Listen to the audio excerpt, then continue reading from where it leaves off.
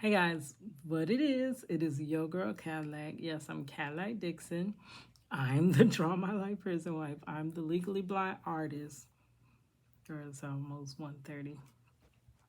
That is rapping and painting for justice. Hoping, girl, to see justice before all phase two black. Yes, it's your girl Cadillac. Anyways, coming through. What's today? Girl, how I did that. Y'all jump right up in my face.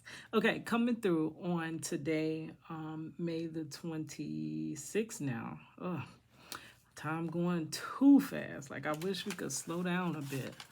Anyways, when I was at work the other day, took all these notes again. Yes, girl. If that's the one good thing that work do for me. I know y'all gonna say, well, at least you pay your girl. Tired of paying bills. I had a rap that what was it? It was saying basically I'ma die on someone. So I might as well hit them all. Like, girl, you want to do more than just pay bills in your life. Like, what is the purpose in life if all you do is work, work, work, and pay bills, and then it cycles around? Just to think about it, the first is right around the corner. Like, girl, didn't I just pay the rent? Barely. Like, you get that first check, you ain't got no money because you done paid the rent out of that. The second check, you done paid the other little bills. You get to your third check, you might have $10 left out of it. And then you get to that fourth check and you like, God dog, it is right back to rent time. Like, honestly, what are we working for? We're working really for scraps, barely to make it but barely. But yeah, so if I can get some something accomplished out of it, that part is like, ooh, I just love it. So that day that I went, was on my way to work. On my way, I listened to an old friend, well, friend in my head, Alicia Renice. I was part of her community, I think it was last year, Black Girl Creative, basically about, I had never been a part of a community about Black creative women. Like, never. I mean, that is specifically, like, y'all know on YouTube. So I used to take YouTube courses on how to grow my channel. Girl, ain't nothing made it grow faster. I don't care how many courses I took. It's growing at whatever speed it grows. But it is growing now, though. Yeah. So I would take the courses and they would say niche down. And the further you niche down, the better your chances are of just growing, because you're finding you're basically a bigger fish. I'm sorry. Yeah, you're a bigger fish in a smaller pond, right? So I've been in creative spaces like that. I've been in different networking spaces, but never really Black women. Not just women, not just Black people, Black women that are creative. I have never been a part of something like that. So she has a beautiful community over there if you are a Black female and creative. I mean, we're creative. Girl, we all creative.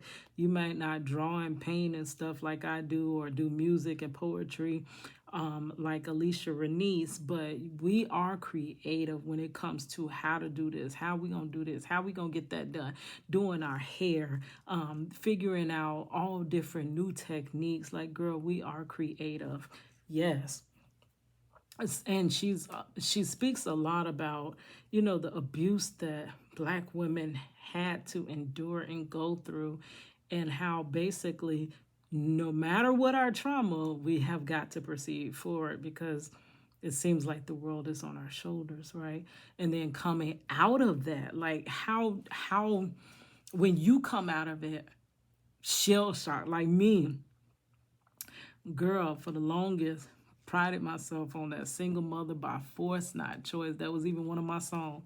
To all my single mothers out there by force, not choice. Hey, know that you can make it, but the choice is yours. If you never give up, never throw in the towel. Just keep your head up, you'll make it out somehow. Yes, though I had to be a single mother, and many of us have to be, I mean, because things just don't play out the way you saw them in your mind, your imagination, or the dream that he sold you or whatever. And for me to my situation is a little different. Like, and girl, he sold me a dream, but never within the dream that I know we would be together apart like we are. But yeah, so coming out of that, raising our daughter alone, still trying to get myself together, like not wanting to, I don't want to, just because I became a mother and I'm struggling, I didn't want to give up my dreams. I still pursued my dreams. Though I still haven't achieved them, I still pursued them, each and every last one. So after all of that and making it out by the skin of my teeth, I am tired. I am exhausted. And she's like, girl, when you gonna give yourself some rest? Girl, black girl, she has a song that, black girl, you're not lazy, you're just tired.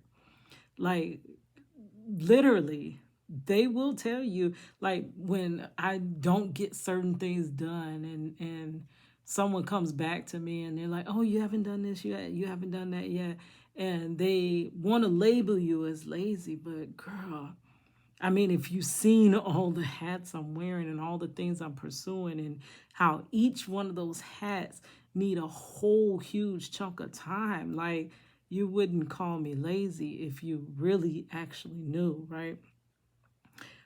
So anyways, that day I watched a video of hers, and here it is.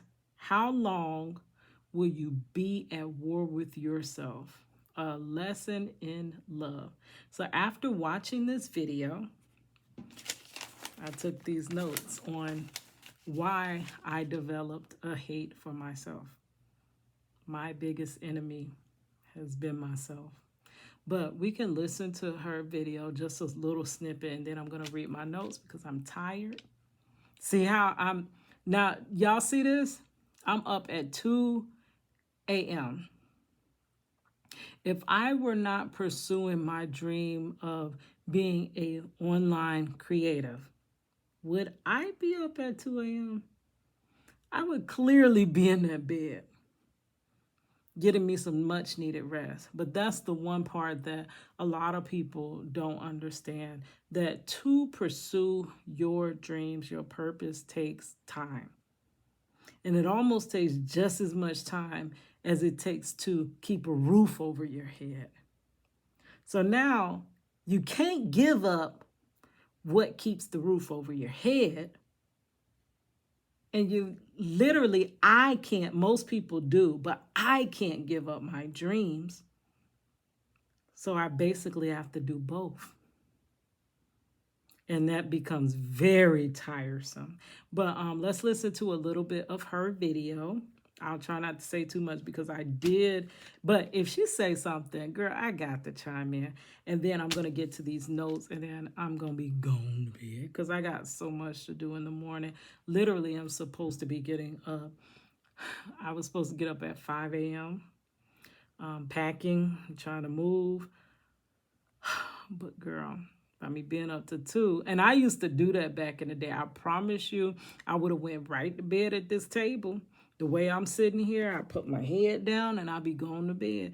And that's how I ended up, like, that's how I got through a lot of the time raising money, because I literally would sleep in a chair because I was so exhausted from being the single mother, from being the full-time overnight worker, to being the college student well in my 30s with the high school student, and a prison wife on the road every other day. Like, I was just so tired from that I knew that if I stepped foot in the bed, I wouldn't even get up. It'll be time for work and I wouldn't even be there. So I would sleep at the table. with my head like this. And whenever either my hands go to sleep or my legs go numb from sitting in a chair, I'll wake up. And unfortunately, that's how I had to sleep. Or I would sleep. I'm a illustrate it, or I'm gonna start showing y'all. Like, instead of telling y'all these stories, I'm gonna show y'all.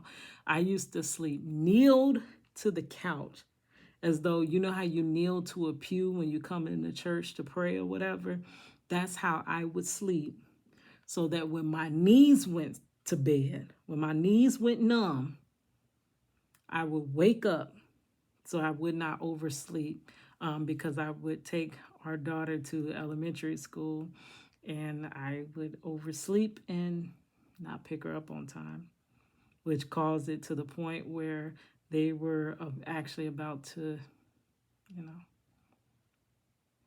I done been through some storms, but to make it on the other side, girl, I can't even. But yeah, I wasn't lazy. I was just tired. And then also when I was working overnight, girl, when you work overnight, you think you are going to sleep all day. That is not the case. I used to get off that night shift sleepy as a dog. Try to get my daughter ready so I could hurry and drop her off to school, because the earlier I went to sleep, the less chance it was that I would oversleep and not pick her up on time. Sometimes if I stayed up a little bit and then did not, go to sleep till later, I would oversleep. So at night, it's already, by the time you pick up your child, you do homework with them. I would take money to the park, talk to Marcello on the phone, cook a little dinner. It's time for work. Oh my God, it's going on 9, and it's time to go to sleep. I'm sorry, not go to sleep. It's time to go to work. And I would be so tired. And there's something about that 3 a.m. hour. Any night shifters know 3 a.m., I don't care how much sleep you got, you going to bed. So we would go in the bathroom, put your foot up on the toilet, put your head like this, put it up on your knee like that. And the minute you fall over, nap time's over. I literally would take 5 to 10 minute naps like that. Girl, and it wasn't because I was lazy. I was just freaking tired. I have to be everything. Literally. And can't be Keita. I gotta be the mother, the prison wife, the artist, I was doing a rap career, the student. But when was I gonna be Keita? But let's listen to a little bit. I'm sorry. And then I'm gonna read my notes, and then I'm gonna go to bed. Hi, I work for... Ad. I tried to catch that. I mute the ads now.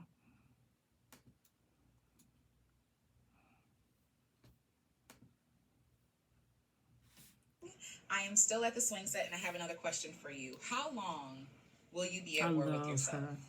How long will you be your worst enemy? How long until you learn how to be your own friend? I realize in my own reflections that I have been my own saboteur. I've been my own worst enemy. I've been instrumental. That's why you ain't really got to beat me up too much, because anything you could say to me, sure, I already said it to myself. Harming myself, whether it's through word or deed or denial. When y'all say, girl, you crazy, you need to move on with your... Girl, Keita has already said that to Keita. You know what I mean? Allowing other people to pick me apart and not standing up for myself. I have been my own worst enemy. Mm-hmm. And it's not been working out too well for your girl. You know what I'm saying? I'm going to link her video in the description box. Do check her out. Beautiful woman. I love her. I love her. I love her. And I'm glad she came across my algorithm, girl.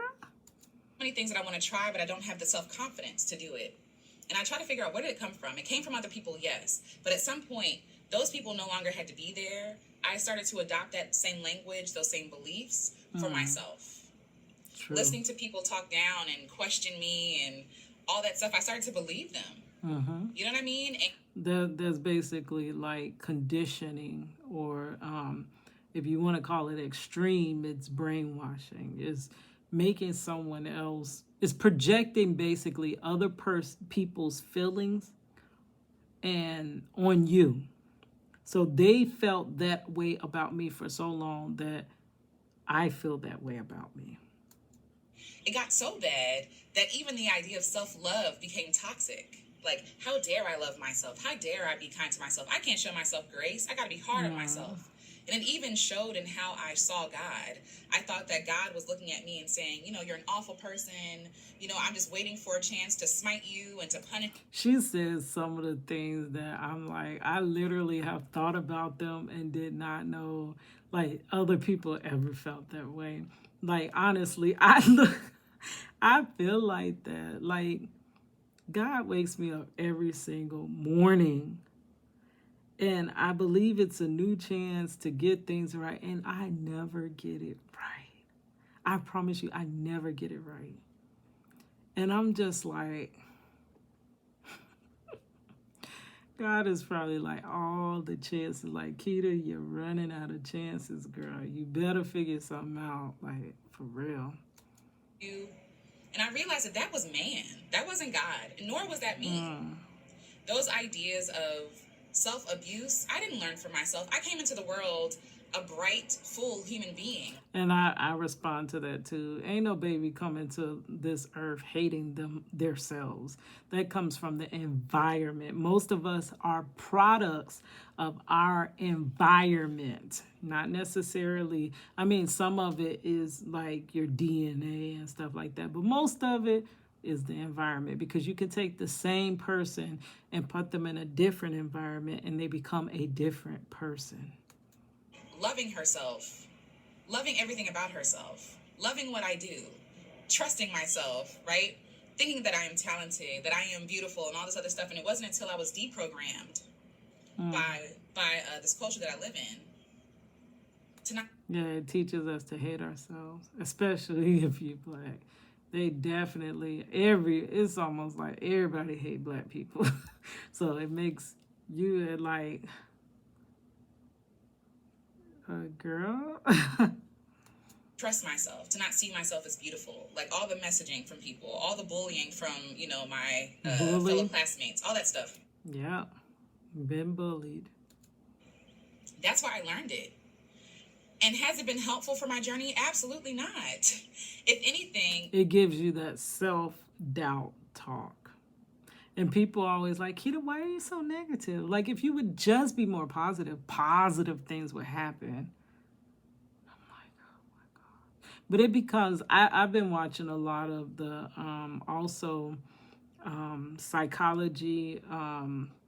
psychologists online.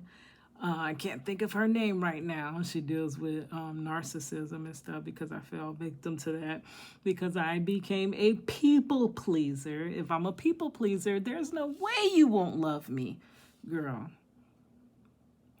But she was saying that is your default mode, like your self-talk. If it's like that, that's your default mode, and you have to fix that to ever be able to think positive. Like your default mode has to be automatically positive for you to default to positive thoughts. And I try. Y'all don't believe me, but I literally try to be more positive. And I have always seen that when I think negative happens. And when I think positive, negative happens. So I'm like, I'm gonna need some positive reinforcement to start getting those core beliefs that positivity can happen. And then when it doesn't happen, it makes me think like I'm broken. Something's wrong with me, because like I said, y'all say manifest it, and my manifestor or manifesto must be broken, right? If I'm not manifesting. This is what I'm working through when I want to post a video or create a song or, you know, go on vacation or do something without other people's permission. Because I've been my own worst enemy. And I think I'm just stepping into a season where I just want to be nice to myself, right? Yeah. Sometimes I post videos and I'm sorry shaking this. I'm trying to hold this big old tablet in my hand that's going to bed because I got carpal tunnel, nerve damage, and arthritis. but I can't set the tablet down. I don't have a holder. I have a holder for the tablet, but it will cover the speakers.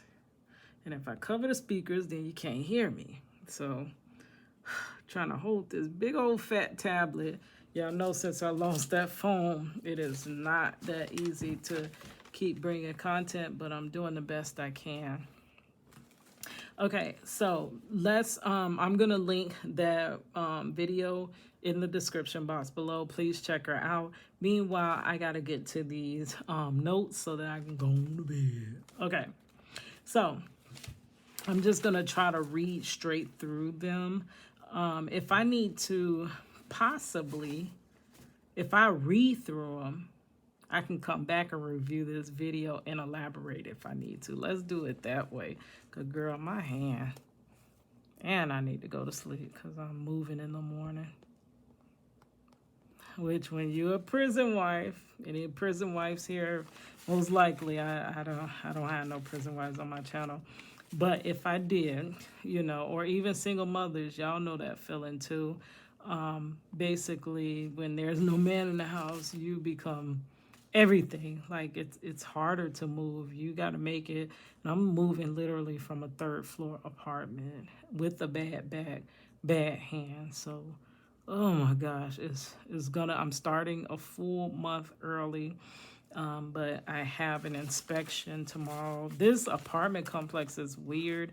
I have never had an inspection prior to moving out your apartment. It's usually always been once you turn the key in. So they're inspecting and then they're going to inspect again. So I don't know. It's been way too much. So I got to start packing. But right now I'm just trying to get everything, like repair the little holes and nicks and things like that. Deep clean because you don't know what they're looking for. And hopefully I got a month to get it together. I'll update you later on that issue. But let's get through these notes, okay? Watch the video by Alicia Renice about being one's own worst enemy. Why? Why not be your own best friend? Okay, that video made me ask myself, in what way have I become my own worst enemy and why? I'm sorry, it's hard for me to read it because it's on some brown paper and the black, y'all know I'm legally blind, so the black is kind of blending in with the brown and everything else. Okay, so I'm trying. Okay, I think before I get to the how, I would like to deal with the why. And remember, these are my whys, and from society, and some of it pertains to me. So basically my whys based off society, and then also the feelings that, I personally have, right? Okay, being one's own enemy. I think it starts from society. It starts from society and our human desire to fit in. I don't think we want to fit in just for the sake and purpose of fitting in, but fitting in because those that stand out tend to get singled out. And nobody wants to be singled out. Personal examples: when I was picked on and bullied. Most babies and kids are born loving themselves, but through the years being left out, looked over, excluded, and etc., some respond by turning the blame inward. Blame shifting, basically shifting the blame from them to yourself. It's harder to blame others, so we start blaming ourselves. Once one starts the self-blame cycle, it's hard to stop. If I weren't so fat, if my hair wasn't so kinky, if I wasn't so black, or if my skin wasn't so dark, or for me, in elementary if I wasn't the only black kid. Then in middle school, when I did go to a predominantly black school, if my face was clear, if I didn't have this scar across my face. Y'all know they called me ScarFace, threw rocks at me and everything because I had a skateboard accident and I skid my face across the concrete. I had this big old scar that covered much of the left side of my face, and I became ScarFace. Okay. So if I didn't have this scar across my face, I would be accepted. If. All the early ridicule made me think something has to be wrong with me for people to keep mistreating me.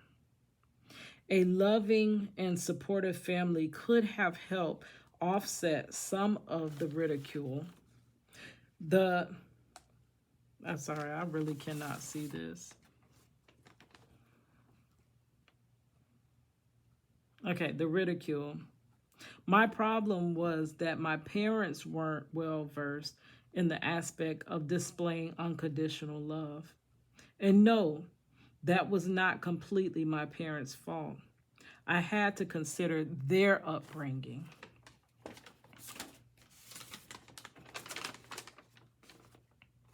Most times, unhealed trauma gets passed down to the next generation. My parents didn't know how to show me love because they themselves didn't feel loved. You can't give what you don't have.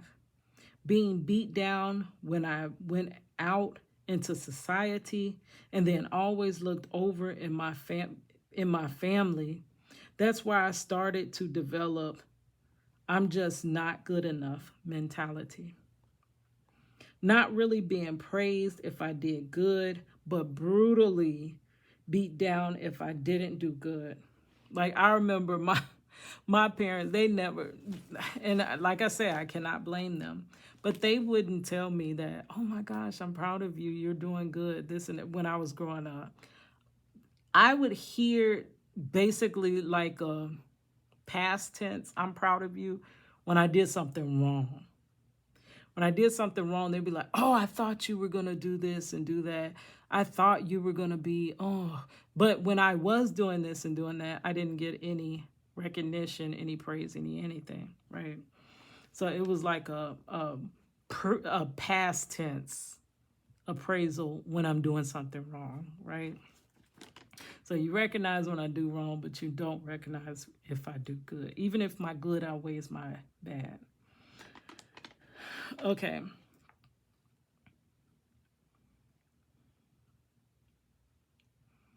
Okay, but brutally mentally beat down if I didn't do good. That started to condition me into feeling less about myself. People claim we don't need validation, but the truth is we don't need everyone's validation. But you do need your caregivers, for the most part, to validate you. I began to overperform, just seeking the okay, now you're good enough. That led to people pleasing and overachieving. A big problem with people pleasing is no matter how much you do, you never fully please anybody. The bar is always raised, and you've never done enough to earn the love and validation you were seeking. Even if you are not giving and wanting in return, you do start to think, if I've given all that I've given, the least the people around me can do is love me. But after decades of trial and error, I learned the hard way that love is freely given and not earned.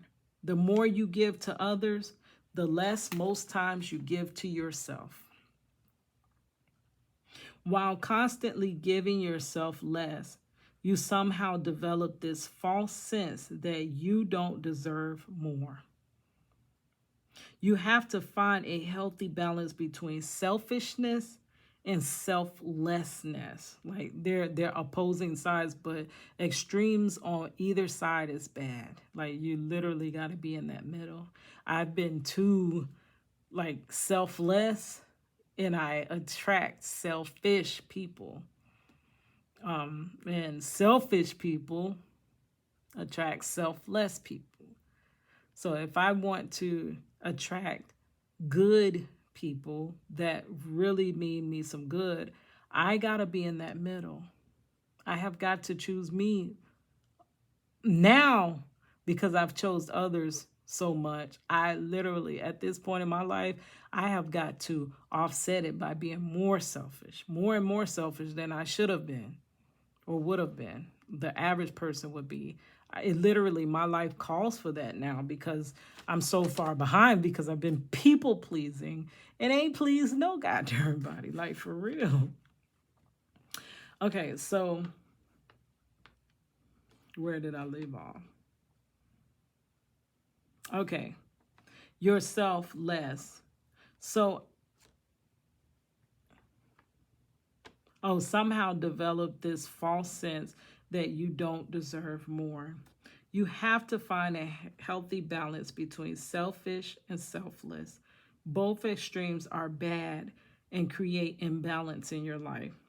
So my overall mindset became, OMG, after all that I've done, they still overlook me, leave me out, overstep boundaries, etc. And those actions don't equate love. So I started to formulate and conclude that nothing I do is good enough. And nothing I do, if nothing I do is good enough. I think I repeated that. And nothing I do is good enough because I'm not good enough. The whole universe gives you what you deserve. And the reason I don't have is because I'm not good enough. And I'm not good enough to have anything. Not love is hated. Let me try to reread that because let's see where my mind was at because I'm not getting this. Because I can't read it. I'm not good enough, and the whole universe gives you what you deserve. And the reason I don't have is because I'm not good enough to have anything. Not love is hated. Example, everyone around me has their significant loved one, but me, the reason I don't is because I don't deserve a husband to be loved or anything. So basically, what I was trying to formulate there, because I don't think I expressed it through those words, but what I was trying to say is I do the most. Like I love hard. I'm a genuine person. I'm there. And I'm like, you literally, like, honestly, you have no feelings for me. The people in my life, a lot of times you would think they hated me. The way that I just give freely to them. And if I just needed you to like lift your finger like that for me, you'll make every excuse as to why you can't do it. And I'm like, I gave everything I had to you, and I can't even get you to lift your finger from me. Like, that means you feel really low about me. And then I'm looking at how much I gave for you, for your return of feeling that low. So all my energy was worth not even that. That means it wasn't enough. So all that I give is just not enough. I'm never enough. Like, and it became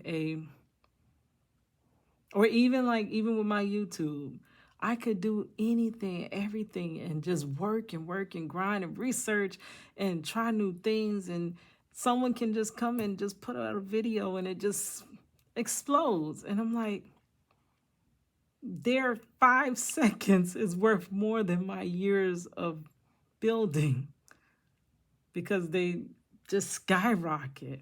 And it takes me back again to, Keita, that's because you're not enough. Nothing that you do is enough. Your talent, though you think it's great, some think it's great, it's not good enough. Nobody's checking for it. Nobody's clicking on it. Nobody is asking you to, paint this and paint that and I'll pay you, because you're not good enough.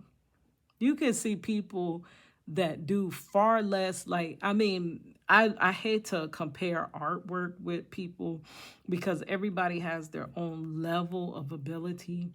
And some, no matter what level you're on, it's your best, right? But girl, I know I got something special. And the reason I know is because I never tried. I just literally picked up a pencil one day and was like, oh my gosh, I can draw. And I'm pretty good at it. That is a gift.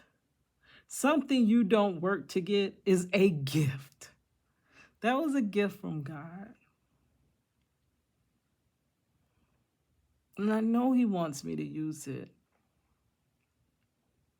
It's just, unfortunately, I don't know how to use it. No matter what I have done has not brought that.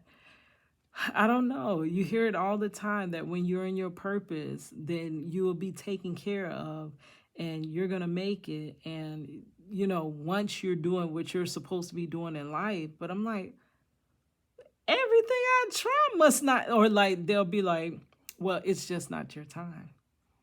I'm like, okay. And then I wait decades and they're like, well, it's just not your time. Like, well, when is my time? Do I have a time?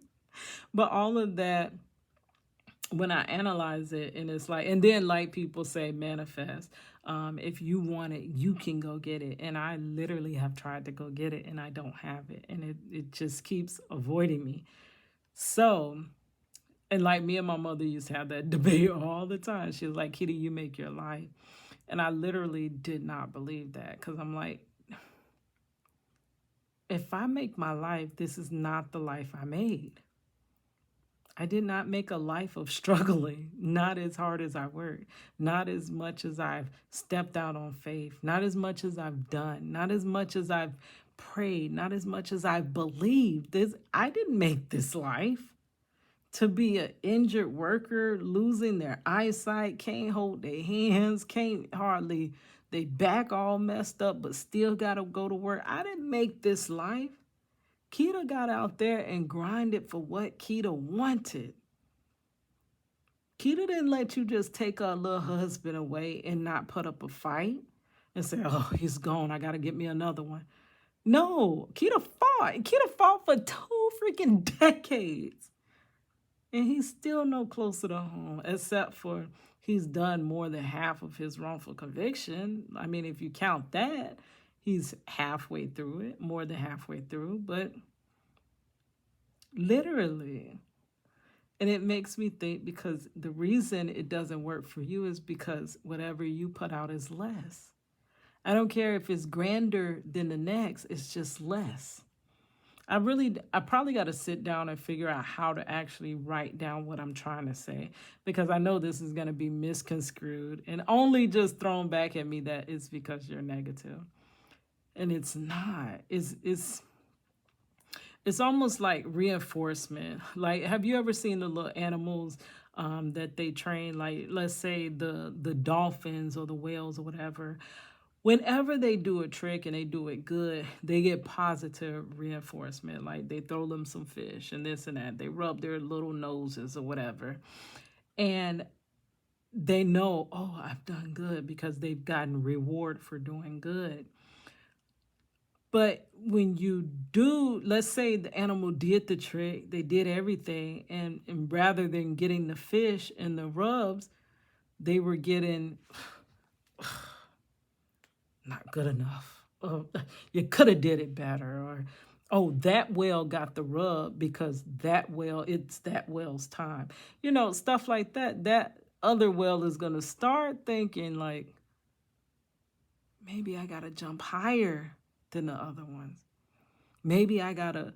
So it's not really a point of negative. It's just when you put out so much and you don't get it back in return, it makes you think the reason you don't have it is because what you're giving is just not enough. And if I'm giving my all that I have, what more do I have to give? I have no more to give. If I've done my best in my artwork and it's just not excelling, I literally have no more to give. So that just means my art just is not enough. If I'm dedicating all that I have to my YouTube and my YouTube just won't grow and someone can just press a button or upload a clip and they just make it, I honestly think you can start a channel today. I bet you'll be monetized before me. And that's not negativity speaking. That's because everything I have done has always seemed like it was harder than the next. And I know that means stop looking to your side. Stop looking to your side. But when everybody getting blessed around you and you're still sitting there like, it's not my time yet.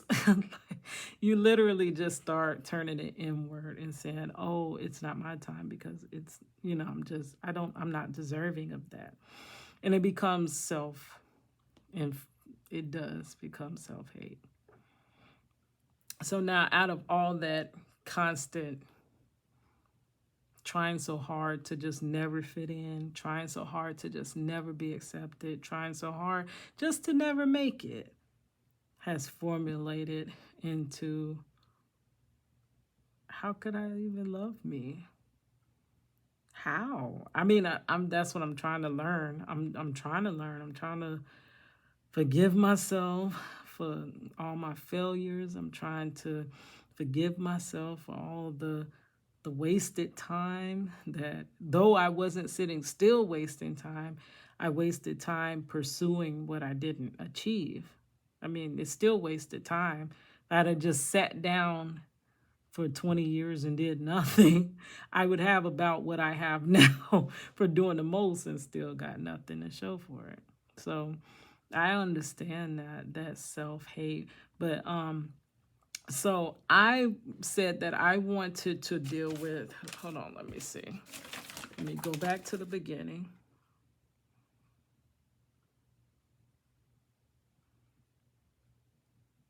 Okay, yeah, I said, I think before I could get to the how, I would like to deal with the why. So this was the why of the self-hate. Why, like Alicia Renee says,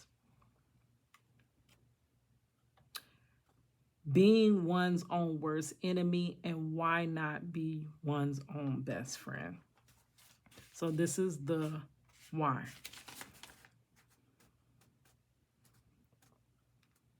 Yep. And then I think I'm going to write out the how it kind of came about. But this is the why. I've never been accepted. I've always been overlooked. I've always been left out. I've always been last. I've always been the one that got the short end of the stick. I've always been, that's me. Like, almost like, run me that short end. Like, forget it. Like, we could cut to the chase because I always get the short end. But, yeah, so anyways, but going to bed. Going to bed. So I'm finna go on to bed. I'm gonna drink the rest of this. Oh no, it's too much coffee in here. I can't drink the rest of this. I'm gonna have to put this up for tomorrow. It was some strawberry flavor that had Miss Pac-Man. You know, they always try to market something at 7-Eleven. But anyway, so thank you, Miss Alicia Renee. Love you, girl. Girl, I'm gonna get that one day, I guess. I hope, I hope. I've been trying a long time. It's been a long time coming. Your girl about to be 42. Yes.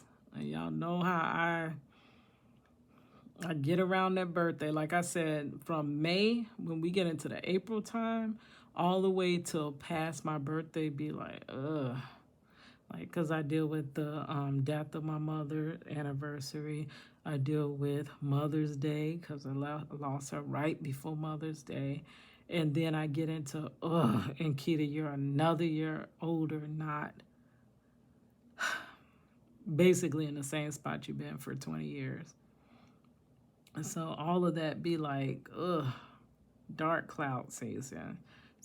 And then once I kind of get past that, then I get a little more, lively about myself and stuff like that. I'm sorry. I'm just being transparent here. I'm just being honest, like 100% honest. A lot of people will not be honest with you. They will tell you the most positive answer they can come up with, even if they don't feel that way. I'm not that way. If I'm feeling that way, I will tell you that. If I'm not feeling that way, I will tell you that too. All right, guys. It's your girl Cadillac.